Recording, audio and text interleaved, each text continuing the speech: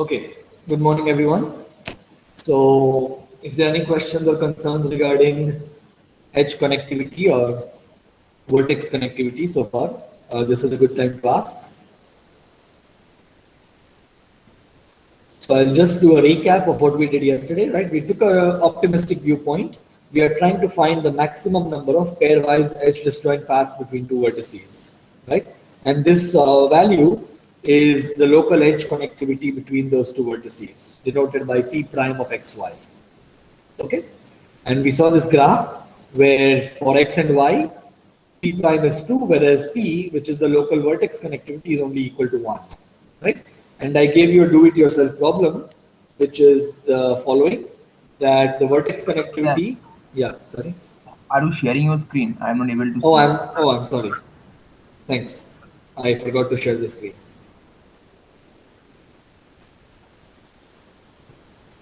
So, Okay. Yeah. was there anything that you discussed before now? I just joined. No, there is nothing important I have discussed so far. Right? I'm just doing a recap of yesterday. So we talked about the local edge connectivity, which is the maximum number of pairwise edge disjoint paths. Right? And a non-trivial graph is k edge connected if this local edge connectivity between any two vertices is at least k. Just like vertex connected, k vertex connected, right? It's very analogous, the theory. And by convention, a trivial graph will be zero edge connected and one edge connected, but not k edge connected. And then edge connectivity is defined exactly the way vertex connectivity is defined. Right, it's maximum value of k for which the graph is k edge connected, and which is the same as taking the minimum over all pairs of distinct vertices of the local edge connectivity between those two vertices. Okay, and one of the do-it-yourself problems is to show that the vertex connectivity is always upper bounded by the edge connectivity, which is quite easily upper bounded by the minimum degree of the graph. That's easy to see. Okay. In fact, both inequalities are quite easy to see. Right. So in that sense, vertex connectivity, what this implies is that vertex connectivity is a stronger notion of connectivity than edge connectivity.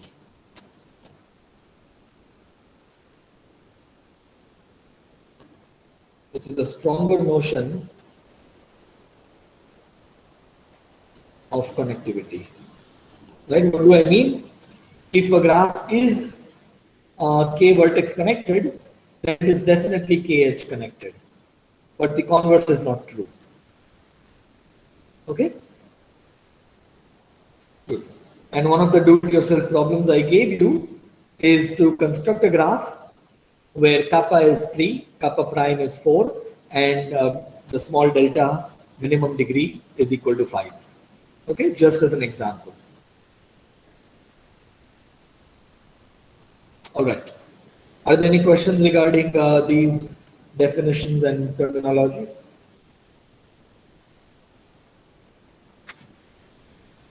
All right. If not, now let us take the pessimistic viewpoint, just like we did in the case of vertex connectivity, right?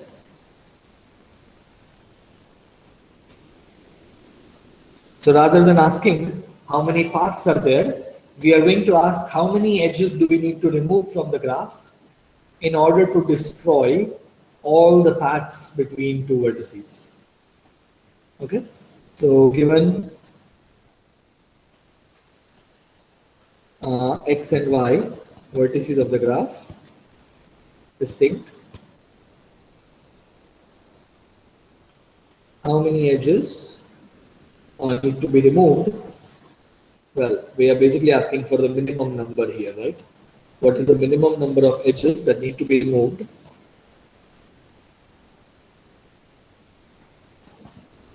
in order to destroy all xy paths, right? So we want to remove a bunch of edges so that after removing these edges, x is in one component and y is in one component, different from the previous component, right? There might be other components, but you can prove the following actually. So notice that this set of edges need not be a cut of the graph. Okay? So just because you remove some edges and you disconnect the graph, that does not mean that is an edge cut. You can construct a small example, triangle. In the triangle, all three edges, if you remove them, the graph will be disconnected. But the three edges do not form a cut of the graph. By cut, I mean cuts as we discussed in module 1. Okay, we are talking about edge cuts here, not vertex cuts. So basically, edge cuts are those sets which are induced by vertex partition, right? Exactly, exactly. You partition x bar and you look at all edges going from x to x bar. Okay, so this here in the triangle, the edge set of the triangle is not a cut of the graph, right? In fact, that is true for every non-bipartite graph. For any non-bipartite graph, if you remove all the edges, the graph will disconnect, but that does not form a cut of the graph. Okay, but here is the good do-it-yourself exercise that I gave you yesterday. I'm writing it down now. If there exists a set f of the edges such that f has cardinality k and x and y belong to distinct components of G minus f, then you can also find a cut.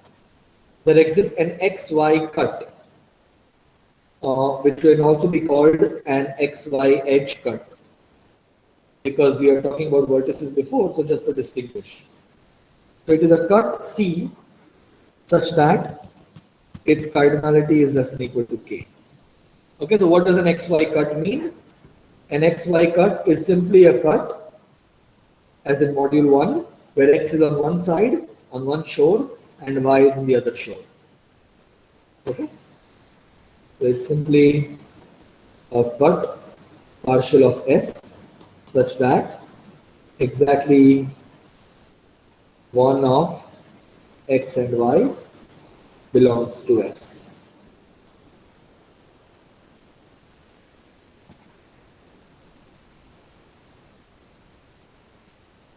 Okay, so what this is saying is that if you are trying to disconnect the vertices x and y by removing some edges, and you want to remove a minimum number of edges, then you might as well restrict to the cuts of the graph that separate x and y, right? So xy cut may also be called a cut that separates x and y.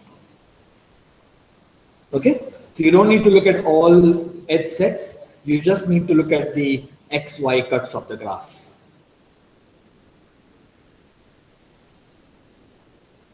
Okay, so then the question becomes, what is the size of a minimum xy cut in G? Okay, so the answers to these two questions will be the same, right? This is question 1 and this is question 2. Is everybody with me?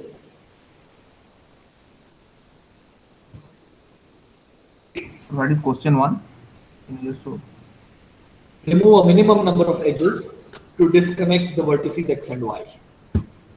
Okay, And what is question 2? and by this do-it-yourself exercise, you can basically restrict yourself to the xy cuts of the graph.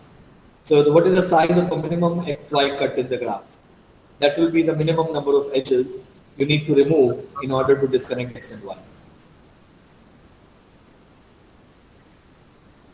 So this is question 2. Size of minimum xy cut in G. Yeah. Yeah. This is question 2. Yeah, question 2 is size of a minimum xy cut. Okay. Yeah. Okay, sir. Right. So again, by size I mean cardinality. Much clearer, no ambiguity there, I guess. Okay. So that brings us to the local edge cut function of a graph.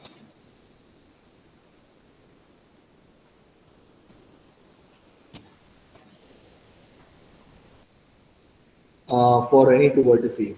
So this is C prime xy, and this is the size of the minimum cardinality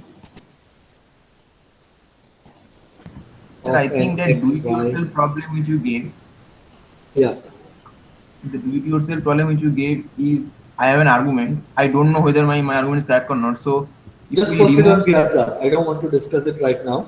I want okay, everybody to try it. But if you're not sure, just post it on Piazza. okay, sir, okay, Okay. okay, sir. Okay. It's not too difficult.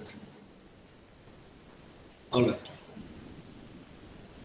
Okay, so this is the minimum cardinality of an XY edge cut. And now, can somebody tell me what is the relationship between P prime XY and C prime XY?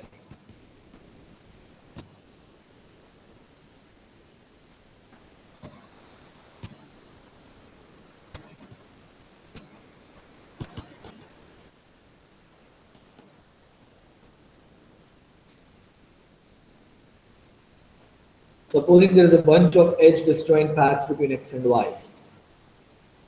So one of the paths looks like this, the other path looks like this, another path looks like this, right? So they can share vertices, but they don't share any edges.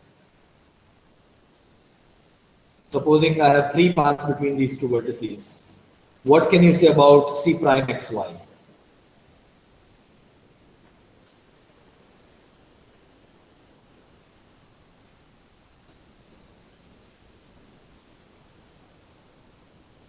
Equal to 3, less than equal to 3, greater than equal to 3? Any thoughts?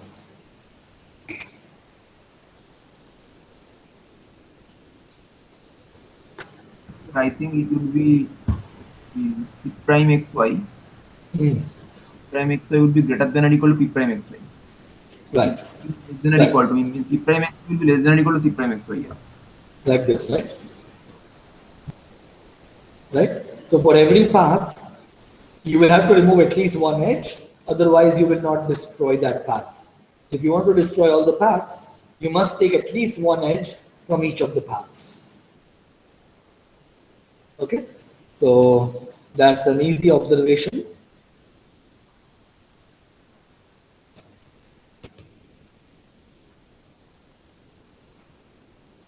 Okay? Good. But of course, you might ask, well, are they by any chance equal? Like it happened in Menger's theorem for vertex connectivity, right? And the answer is indeed they are equal, and that is actually Menger's theorem for edge connectivity. So theorem 9.7 is generally also called Menger's theorem. I'm not sure if Menger was the first one to prove it, but basically all theorems of this type are called Menger's type theorem, or they are just called Menger's theorem. So this is for the edges, the edge connectivity discussion that we are having. For any graph G and distinct vertices X and Y, the following equation holds. The local edge connectivity function is always equal to the local edge cut function.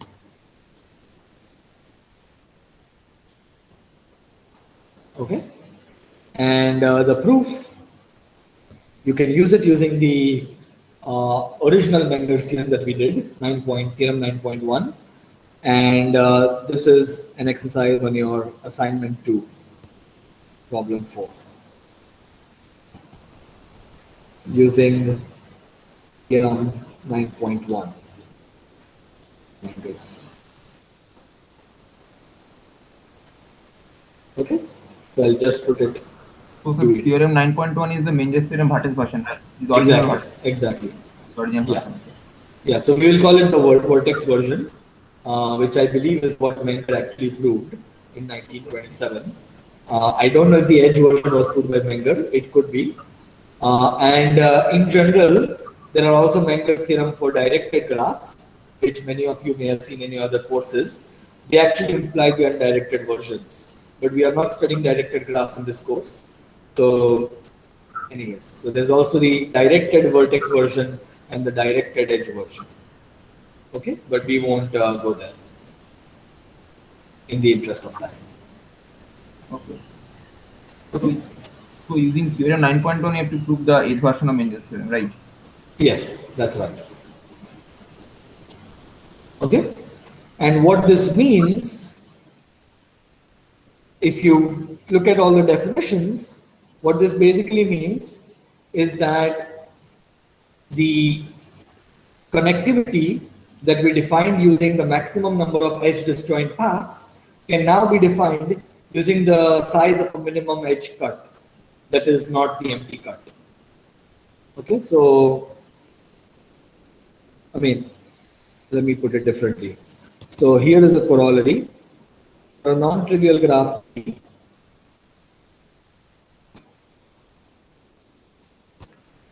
the edge connectivity, which we defined as the maximum number of edge disjoint paths, can now be defined in a different way. It's a different viewpoint. It is the least integer k, for which G has a k cut separating two distinct vertices x and y. And this is the same as the cardinality. I'm just writing it in a different way. Cardinality of a minimum cut partial of S, where S is neither the empty set nor the entire vertex of the graph, right? Because in that case, you will not separate any two vertices. What you want is a cut where on each side you have at least one vertex. And that just means that none of the shores can be the whole set of the vertices or the empty set.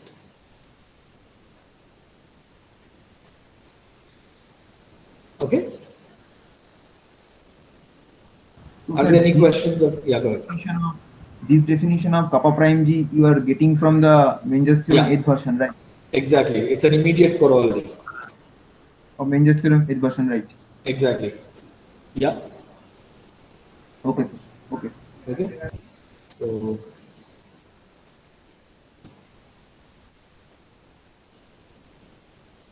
any questions or concerns?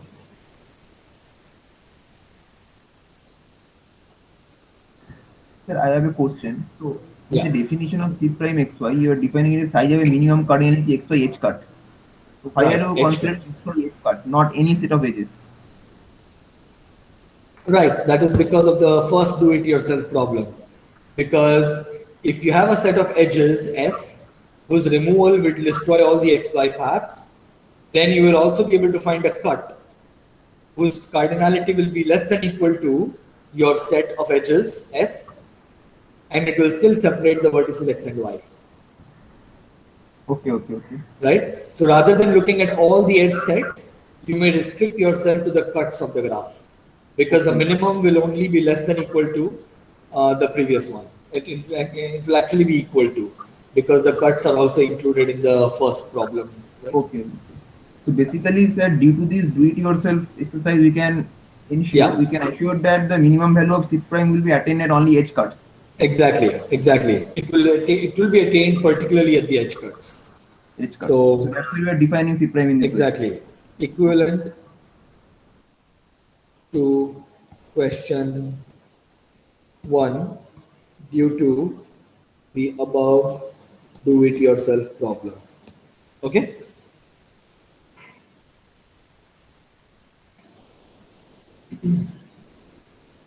Good. Any other questions or concerns? Right, so we have two different ways of looking at edge connectivity. Either you look at the minimum number of paths between any two vertices over all the pairs, or you look at the minimum minimum cardinality of an edge cut that separates two vertices.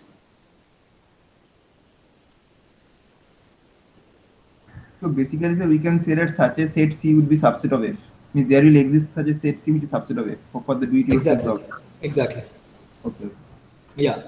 In fact, you can find a subset of F. You are right. So it's a bit stronger.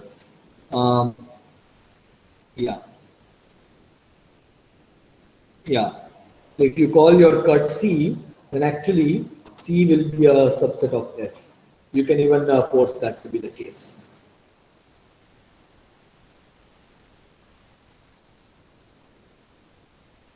Okay.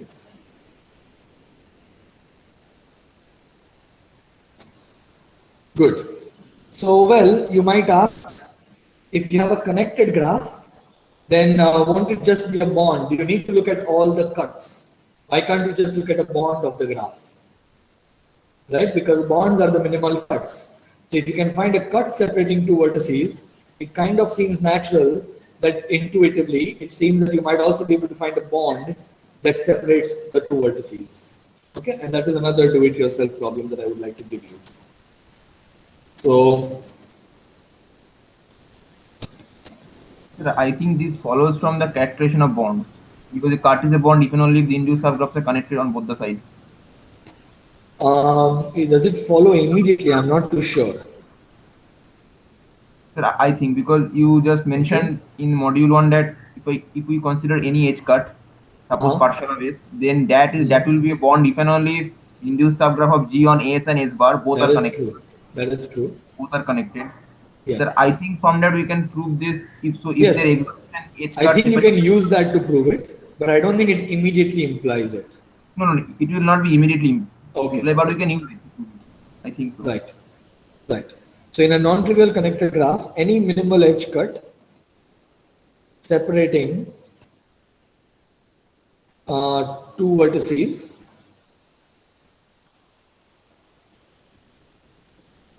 say X and Y will actually be a bond.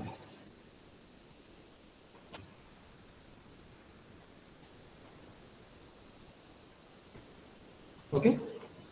So in other words, if you consider connected graphs here in this corollary, then you just need to look at the K bonds. Okay. So by K cut here, I mean a cut of cardinality K. I think I forgot to define that. Okay. So just like a K vertex cut, we are talking about a K edge cut here. But generally for edge cuts, I will just say cuts, because generally when you say cut, it refers to the edge cuts. Okay. So, sir, in the definition Yeah. of C prime xy, can we say that C prime xy is basically size of minimum bond separating x and y? So long as your graph is connected, you can say that. Yeah. I'm assuming the graph is Yeah. connected. Then only I'm saying. Yeah. For a connected graph, yes, it is equivalent to saying bonds. Yeah, that's right. That Basically, is a, so if there is yeah. an edge cut, then there will be bond which is subset of the edge cut separating x and y. That's why. Exactly. Yeah, And also, we know that any cut is a disjoint union of bonds. So, from this fact, that's the right. cardinality of the bond would be less than or equal to the cardinality of the cut. So, we can Yeah. say. Mhm. Yeah.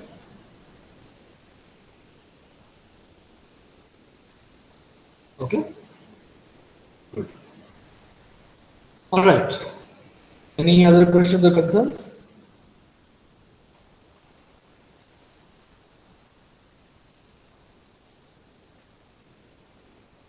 Okay. So I want to very briefly talk about.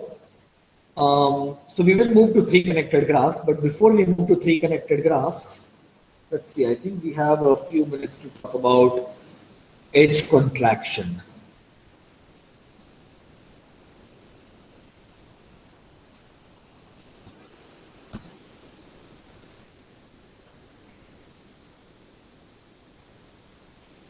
Okay. So let's take some example. Um, let's consider the following example. Maybe I will make it more interesting.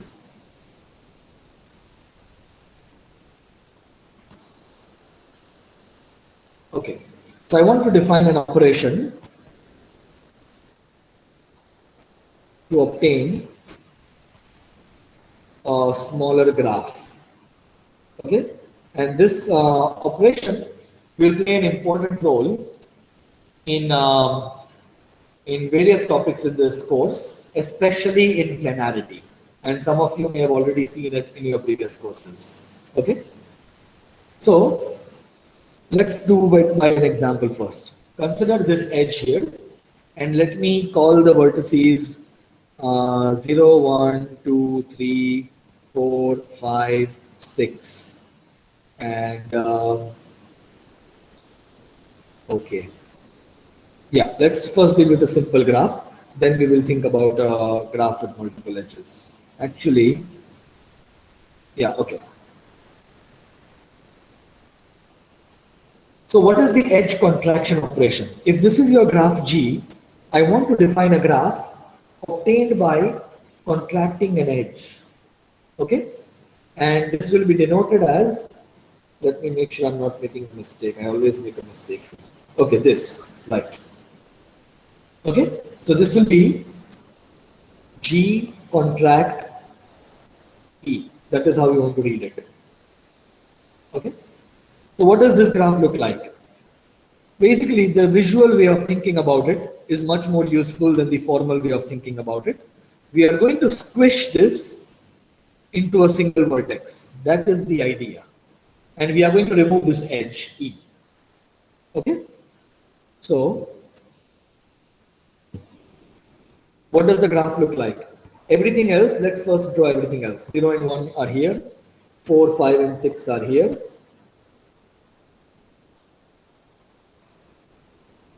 Okay. 0 and 4 are connected. 1 and 5 are connected. And now let us deal with the part of the graph that is going to change. Let me draw it in red color. Okay. So we are going to put one vertex here. Let me call it for the time being 2, 3, because it plays the role of the vertices 2 and 3. Okay?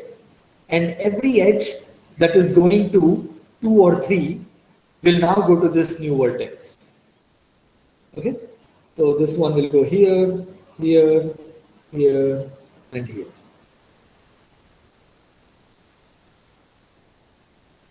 Is the operation clear? You remove the edge E and then you identify the vertices 2 and 3. What that means is that all the edges which contain 2 or 3 as one of the ends, now that end will be replaced by the new vertex 2, 3.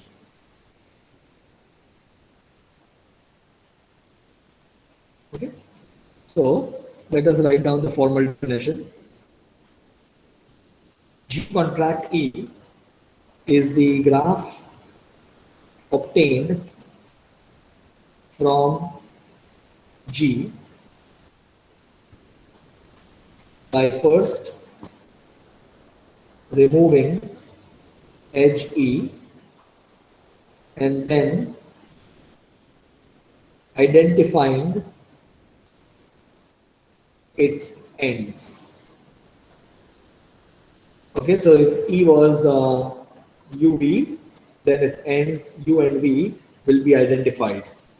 Okay, and identifying the ends basically means, in case it's not clear, is that whenever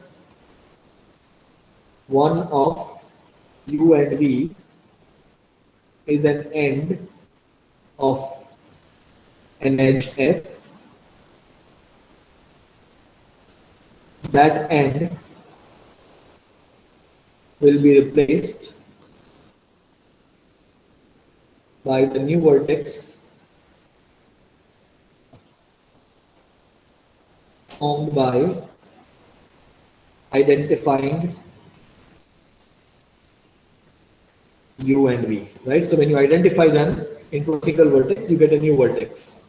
And now that new vertex will become the end for each such edge, which has one of U and V as its ends.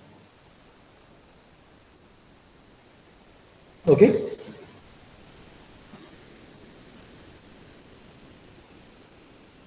Any questions or concerns? So now what happens when your graph, can somebody tell me, if my original graph is simple, then can the new graph have multiple edges or loops? So it can have. Okay. Okay. So here is the question, and let me. Okay. If G is simple, then can G contract E have parallel edges? I also call them multiple edges. I use them interchangeably. Aranya is saying yes. Can you give me No. an example? Basically, G contracting cannot have loops. Okay, it cannot have loops. Let's come to loops later. Can it have parallel edges? It can have depending on the particular age you're contracting. Okay. So can I you don't think add it can some? have. Okay. Someone is saying Krishna is saying you cannot have it. Okay. So can either of you give me a proof, or can you give me an edge such that when you contract it, you will get multiple edges? So it is simple. So if we contract the age 1 5, then it will have One multiple five. ages. Yeah. 1 5. Okay. 1 5, you're saying will create multiple edges. Are I you guess sure? zero. I guess 0 1 contraction will result a multiple edge. Yeah, so I'm not too sure about 1 5, Aranya. You should think about it again. 0 1. 0 1 actually does work.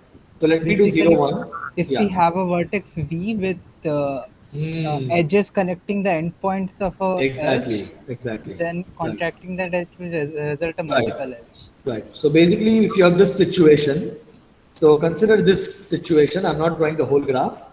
What will happen when Yes, you sir. contract The the example HE? was wrong. 1 5 will Right. not create a multiple age. One, yeah, one 0 1 five will will create. not do it. Exactly. 0 1 will Right. create. So this becomes one vertex, and you have a vertex here, and now your graph will look like this. You will have two edges because there are two edges joining U and B, each of them to the vertex X. Okay. So you can get multiple edges, and the only time that happens is when the edge E participates in a triangle. By triangle, I mean cycle of length 3. Okay? Yes, if and only if E belongs to a cycle of length 3 in the graph. Okay? This is you can prove it as a do it yourself. It's not difficult. We kind of already went through all the motions. Okay? It's just a matter of writing it formally. Okay? What about loops? Can you get loops if the graph is simple? No, sir. No. Yeah, that is correct. So if I want to get a loop here, what will I have to do? If the graph has multiple edge, then we can have a loop. Exactly. Exactly. If you have, okay, so here is a situation for creating a loop, right? If you contract this edge and you want a loop, so let's say you have something like this, right? And what you want is a loop. Well, clearly the loop has to be at this vertex. If you create a new loop in the graph, it has to be around the place where you do the contraction, because contraction is a local operation, right? It does not make any changes to the graph away from the vertices U and V. All the changes are happening around the vertices U and V, right? So if you create any new loop in the graph, it has to be at this new vertex. And what does that mean? What can you say about this edge, the loop? So basically, we can say that the F was an edge between U and V in the original graph. Exactly, exactly. Right? So F could have been a multiple edge in the original graph, but then it will become a loop in the new graph. That is a possibility. If it is, right? So do it yourself. If So basically, sir, if there are k multiple edges between U and V, Then by contracting the edge UV, by contracting I mean taking any multiple edge and contracting it, we will get k minus 1 loops. Sorry, can you repeat that? If there are k multiple edges, If there are k multiple edges between the vertices U and V, and if Yeah. we contract the edge UV, by contracting I mean I am one of contracting them, one of the edge. edges, yeah. Then you will get k minus 1 loops. You're right. Yeah, Every k minus multiple one edge which was k minus one parallel to that particular edge you contracted will now become a loop. loop, yeah. Loop, Okay. yeah. So I will just write a vague question. Under what circumstances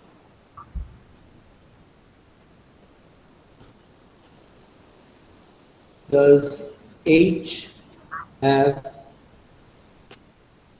H equal to G contract E have new loops? Okay. So what do I mean by new loops?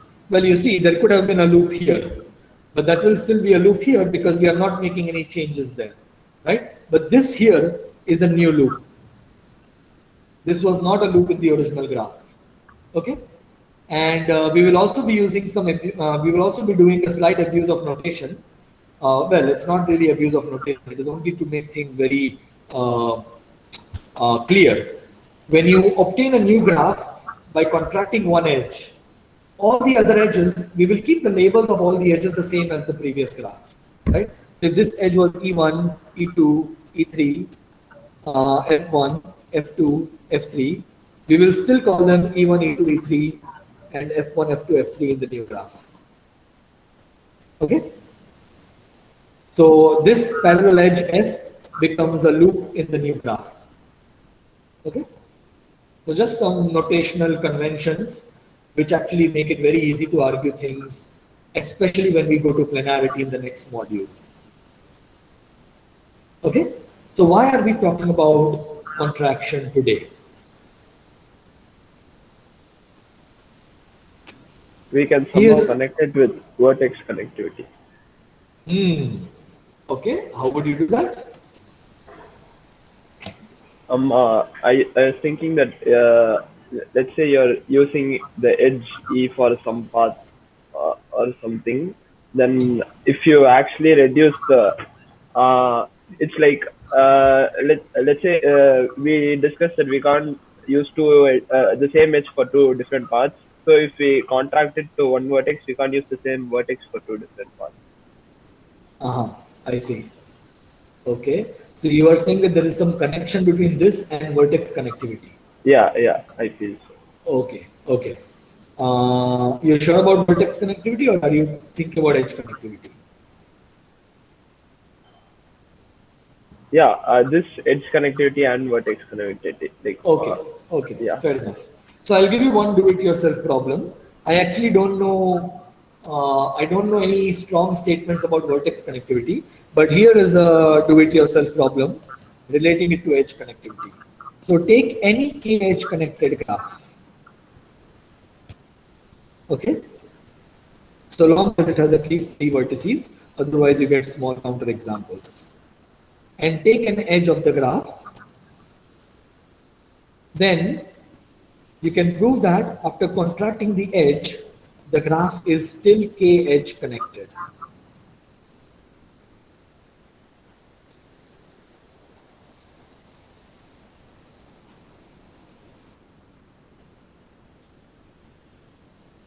Okay. Try it yourself. Does something similar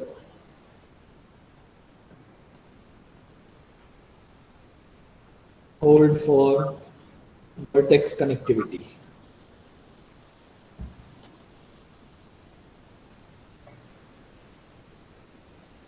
Okay, I don't know the answer to the question. I don't know of anything particular that holds for vertex connectivity unless you put some more conditions on your hypothesis. Okay, so if you just contract an arbitrary edge, then I don't know any statements about what happens to the vertex connectivity of the graph. I'm pretty sure you can prove some inequality. Like I don't think it might go down, but I don't think it can increase. I could be wrong. Okay. Anyways, just a matter of thinking about it. So is this problem clear? If you contract any edge, the edge connectivity will be preserved so long as your graph has at least 3 vertices. Okay. So this can be viewed as an induction tool for k-edge connected graphs. I don't know how useful it is. I haven't used it myself in that many on that many occasions. So, but I think I should mention that it may be viewed as an induction tool for k-edge connected graphs.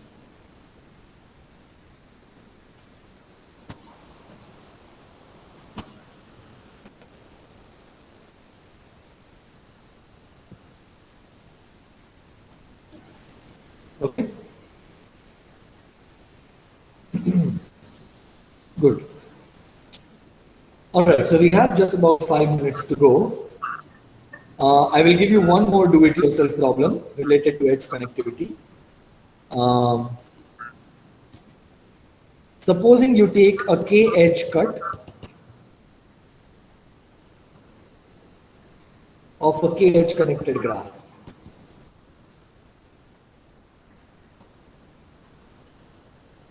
Okay, I'll give you one example. Let's say we look at this graph.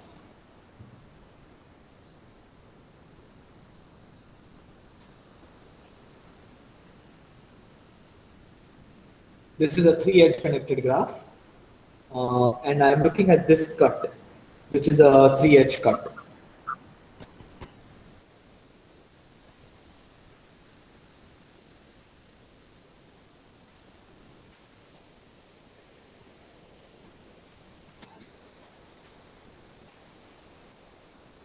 Okay.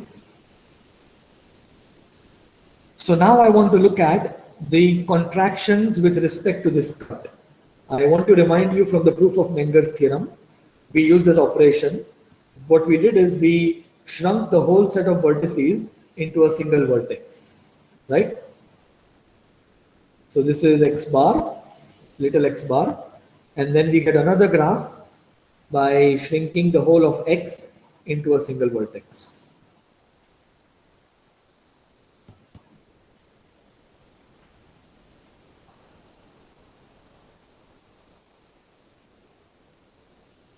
Okay, so this graph is called G shrink x bar, and this graph is called G shrink x.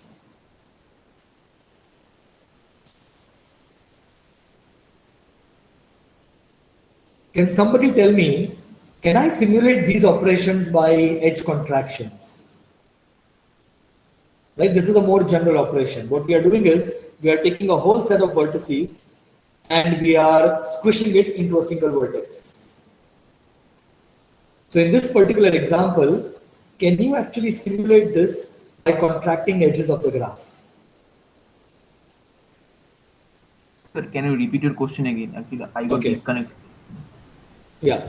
So in this example, can G shrink x and G shrink x bar be obtained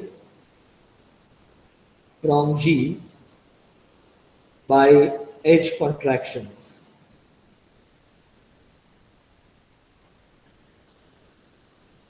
In this particular example. I think, yeah. Yeah, okay, how would you do that? Can you tell me for one of them? Yeah, And not if a graph has a triangle. Not Okay. if x or x bar has a triangle. Well, here x has a triangle, right? Yes, so you cannot squish it into one vertex. There will be loops. I see. Okay. Okay. Let's think about it. So what about someone else who was saying we can do it? Can you explain how you would do it? we can do it for the case which is below, like where there is not a triangle. Okay. What happens if you do it for the triangle side? What Sir, I have a happens? question. I have a question. So if the induced subgraph on X has a triangle, Yeah. why, if we consider the graph G shrink X, then why it will have loops? No, we are doing edge contractions. What we want to do is we want to get the graph G shrink X by doing edge contractions in the graph. Okay, so basically we have to obtain the graph, both the graph G string X and G string X bar from G Yeah, so by sequence of let's just focus on one of them. Let's try to get G shrink X by contracting edges.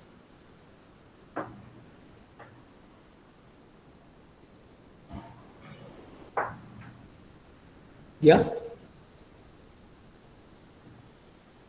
So what is the problem with loops? I would like to understand that.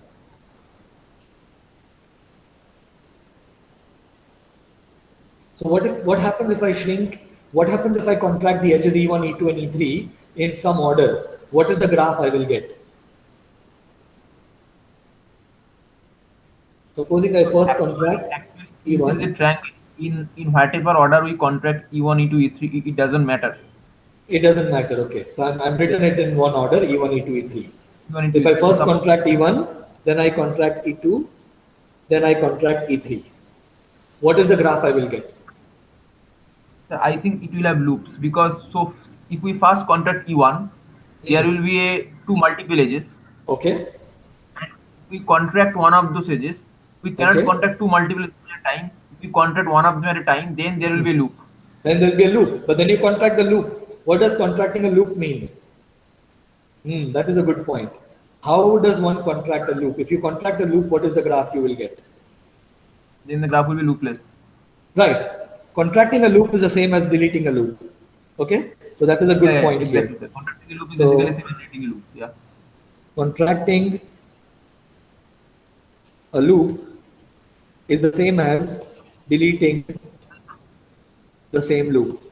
Okay, so this is a case where contraction and deletion they become the same thing. Okay, so notice that if you contract E1, E2, E3 in any order, you will actually get the graph G shrink X. Okay, so I'll give you another do-it-yourself question here. When is this true? Under what circumstances can you just contract edges and simulate this operation of contracting a set of vertices? Okay, and let me complete the original do-it-yourself problem. The claim here is that G contract X and G contract X bar are also K edge connected.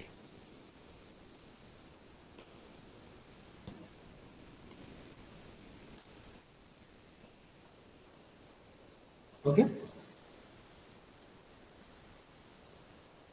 Good. So But yeah. contraction can increase the edge connectivity sometimes, right? Contraction can increase the edge connectivity. Yes, that is true. Contraction can increase the edge connectivity. That's right. Okay. Yeah. Mhm. Good. Okay, so we have talked about edge contraction today. We will find it useful in the next one or two lectures, and we will find it very useful in plenarity. But I want to already start getting familiar with edge contraction so that when we come to plenarity, you don't struggle as much. Okay, and here you have some connection between edge contraction and edge connectivity of a graph. Sir, I have a Okay. question. Yeah, go ahead. So this do-it-yourself problem. So we have shown that if we consider a k-edge connected graph G and take any edge, if you contract that edge, then G contractive will be k-edge connected. That's right. So using that do-it-yourself, we can prove this one because we know that G sync X and G sync X bar can be obtained through a sequence of edge contractions. That is a point here. So yeah, so that depends on under what circumstances that is true. It is true for this example, but is it always true? Okay.